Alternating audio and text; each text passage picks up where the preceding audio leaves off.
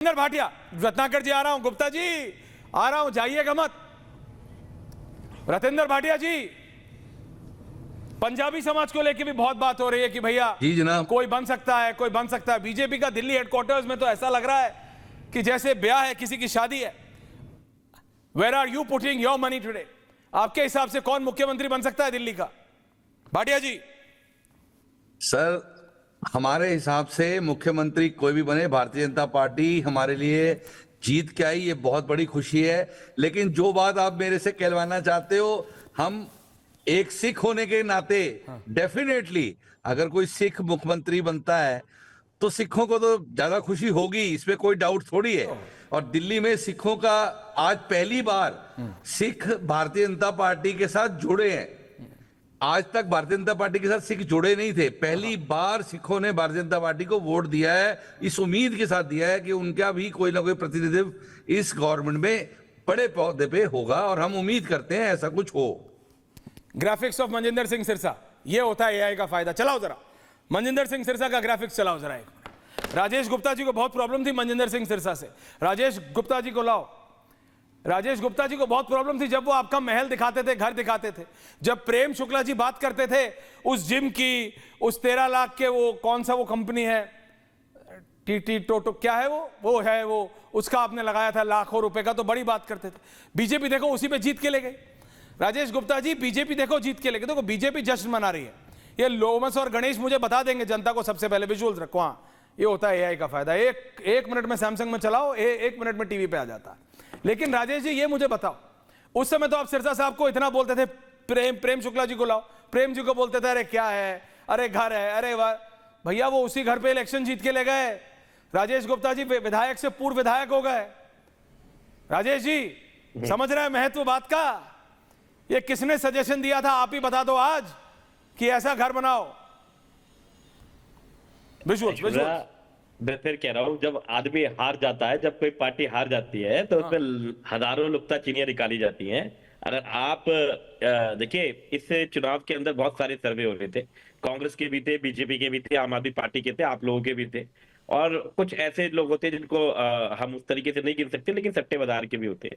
उन सब में भी आम आदमी पार्टी जीत रही थी बहुत जगह पर, और बहुत सारी ऐसी सीटें आप बार बार मुझे कह रहे हो, लेकिन अगर आप उसे चेक करोगे तो आप देखिए विधानसभा में आओ एक बार, आप तो रह चुके हो, तो लोगों से बात करो, लोगों से नहीं, आज मान लो गणेश और लोमस लाइव है, नहीं कांग्रेस ने हराया आपको।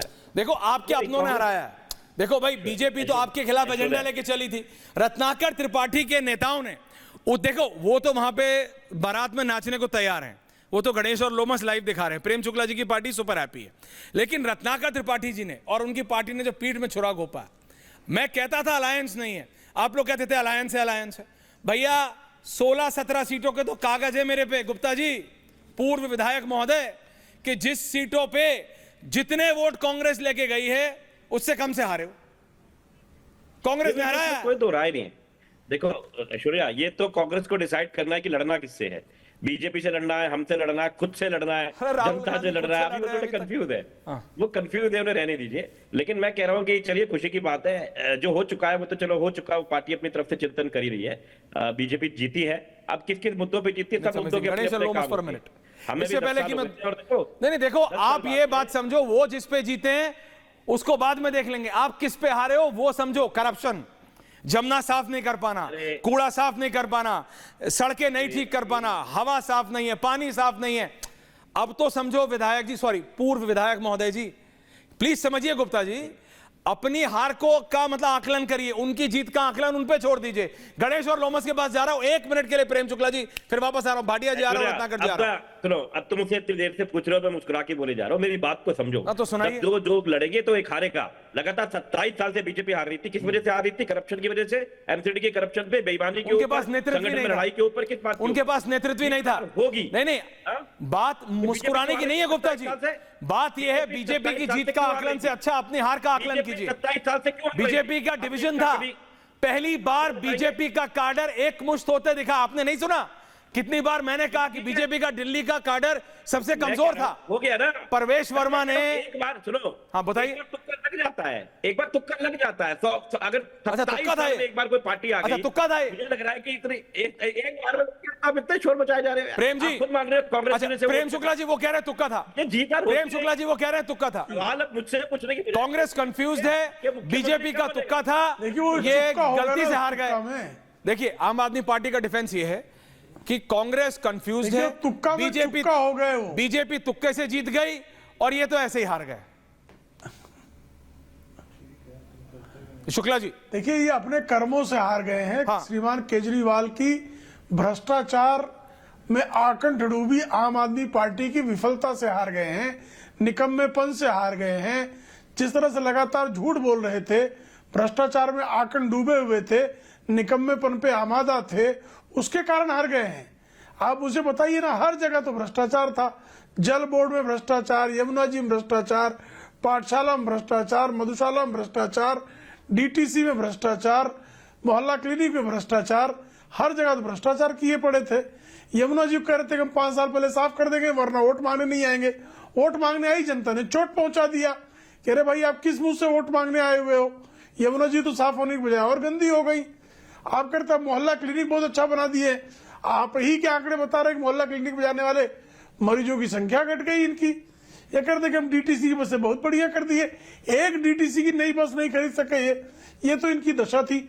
जल बोर्ड में 28,000 करोड़ रुपए का घोटाला करके बैठ गए। ये सबसे गंदा पानी, जिस झुग्गी झोपड़ी की बात करते थे कि हम पानी पहुंचा दे रहे हैं, उनको नाली का पानी है कि नल का पानी अंतर ही नहीं समझ में आ रहा था।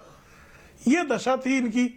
कचरे का कह रहे थे कि हम पहाड़ खत्म कर देंगे, पहाड़ बढ़ता चला जा रहा था। और पहाड़ बढ़ता ही जा रहा था। क्या किया दिल्ली और अब के लिए? लेकिन अब आपके ऊपर भी बहुत प्रेशर होगा कि उस पहाड़ को खत्म करने के लिए मैं 1 मिनट के लिए गणेश और लोमस के पास जा रहा हूं। गणेश और लोमस, मुझे बताया जा रहा है कि 48 के 48 विधायक और 7 सांसद इस समय बैठक में मौजूद हैं। Ganesh, Lomas, over to you. देखिए सभी प्रेम में आओ गणेश, देख लोमस। लीजिए आप, देखिए बीजेपी दफ्तर के बाहर यहाँ पे माहौल बन रहा है, माहौल बन रहा है, माहौल है दिल्ली के नए सीएम के लिए। और यहाँ पर ऑडियो में थोड़ी सी दिक्कत हो रही है, लेकिन मैं आपको दर्शकों अगले 2 मिनट में मैं आपको सिर्फ ये ग्राफिक्स के तौर पर ये मैं आपको दिखाना चाह रहा हूं कि ये वो नाम है जिनके ऊपर अंदर चर्चा हो रही है। मैं आपको बता देना चाहता हूं, सबसे ज्यादा प्रबल दावेदार, दीपक दादा को मिलाइए, ग्राफिक्स को चलाइए। सबसे ज्यादा प्रबल दावेदार रेखा गुप्ता, क्या महिला सीएम होंगी बीजेपी की। उसके बाद जितेंद्र महाजन, लेकिन प्रवेश वर्मा जैसे वो कह रहे जाइंट किलर है, अरविंद केजरीवाल को हराया, अरविंद केजरीवाल के जैसे पूरे खिलाफ माहौल बनाया, बीजेपी में बिल्कुल स्पार्क आ गया, जोश आ गया। दीपक दादा, लेकिन कुछ ऐसे लोग हैं जो कि आरएसएस के बहुत करीबी बताए जाते हैं बहुत सिंपल लिविंग वाले लोग हैं। दिल्ली क्योंकि देश की राजधानी है, कोई बहुत ज्यादा हाई प्रोफाइल नेता को शायद बीजेपी ना बनाए। ऐसे में जितेंद्र महाजन टाइप लोग जो कि पुराने हैं, अभी भी स्कूटी पे चलते हैं, कहीं भी किसी के भी घर खाना खा लेते हैं, पानी पी लेते हैं, इस टाइप के कॉमन मैन इमेज के लिए, क्योंकि लड़ाई अरविंद केजरीवाल से है। Rekha Gupta is very fierce, Manjinder Singh Sirsa is very fierce, Ajay Mahawar बहुत फियर्स हैं। इनमें से कोई भी हो सकता है। दीपक दादा जी, बिल्कुल कोई भी हो सकता है, बिल्कुल कोई भी हो सकता है, लेकिन ये मत मानिए क्योंकि साहब सिंह वर्मा जी और प्रवेश वर्मा के जो ससुर हैं, जो मेरे राज्य मध्य प्रदेश से आते हैं, वो आरएसएस के बहुत खाटी लोग थे। परंपरागत आरएसएस की शाखाओं से ये लोग निकले हुए हैं। और जहां तक मैं आपको बता दूं, प्रवेश वर्मा की जो पत्नी है स्वाति खुद आरएसएस की कई सारी जो कुटुंब प्रबोधन और इस तरह की संस्थाएं होती हैं, उनसे दिल्ली में जुड़ी हुई हैं, सक्रिय तौर पर आते जाते हैं। और उनका पूरा परिवार जो है वो आरएसएस की टॉप लीडरशिप से अनभिज्ञ है, मैं ये नहीं कहूंगा। बिल्कुल पॉइंट है। राजेंद्र भाटिया जी, मैं आ रहा हूं आपके पास। आप तो चाहते हैं सिख चेहरा बने, मनजिंदर सिंह सिरसा बने, देखते हैं क्या होता है। डिप्टी सीएम नहीं तो डिप्टी सीएम बताया जा रहा है। हाँ।